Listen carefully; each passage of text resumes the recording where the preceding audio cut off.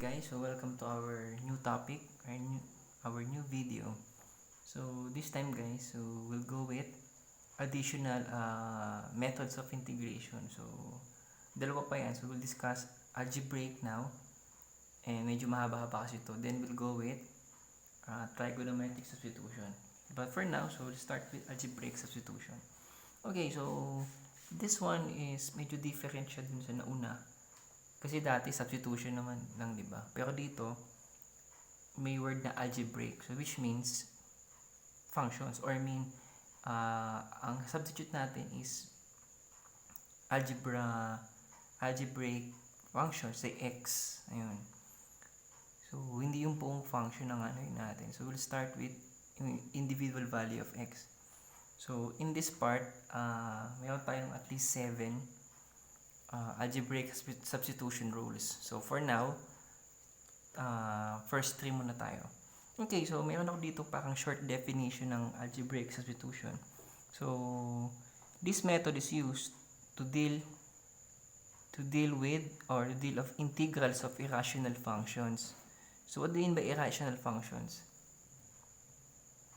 So irrational guys, it is yung exponent nung function mo i-array sa fractional expression. So, or irrational kasi if you divide the numerator by its denominator, decimal, let's say 1/2, 1/3, 2/3, 4/5, yun. Those are irrational functions. So, ginagamit itong algebraic substitution. Another is, this substitution is done to transform an irrational integrand to a rational integrand. So, from a fractional integrand, gagawin siyang rational. Okay? Or integer.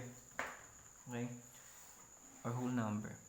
Okay, so let's start first with our first rule, so of algebraic substitution.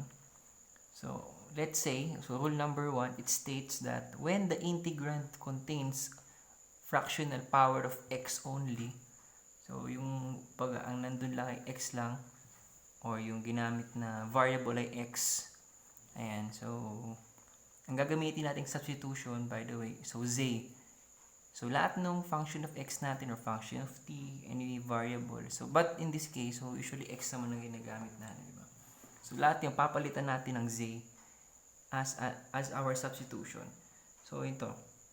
So ang gagawin ng substitution, z is equals to the nth root of x, or if you take the nth of both sides, or kinuha nyo yung nth, raise nyo sa nth, so z raised to n is equals to x. So ayun yung substitution natin. Sir, what is n? N guys is the LCD, or the least common denominator of the fractional exponent of x. Ang sabi ko nga, di ba? So yung value of x mo, ang exponent niya is a fraction. So di ba may value in denominator. So kukunin niyo yung LCD. Okay, so yan yung n nyo. Okay, so lahat naman yung lagi yung n is always the LCD of your fractional exponent. Okay, so yan yung algebraic substitution rule number 1. So let's go to rule number 2. Rule number 2 naman, it states that if the integrand naman contains powers of a plus bx only. So ano tong a plus bx? So linear function. Okay, so hindi na variable. So mayroon ka ng, aside dun sa variable x, so may constant ka pa. Ayan, so a plus b. So that's already a linear function. So ang gagawin nyo naman transformation or substitution, z is equal to the nth root of a plus bx, or z raised to n is equals to a plus bx, or if we take the nth of both sides, where n pa rin, so same lang naman, LCD naman ng fractional expression ng a plus bx function natin. Okay? So that's algebraic substitution rule number 2. Let's go now to rule number 3. Ayan. So ito medyo may hirap na konti. So sa rule number 3 guys, let's say ang integrand mo naman, ayan, so combination ngayon to ng, meron ka dito, kung napapansin nyo guys, meron kang power of x raised to an integer or number or real number. Then sa loob niyan, So, or katabi ng function, meron kang equation. So, of course, yung n mo dito, it is raised to power greater than 2.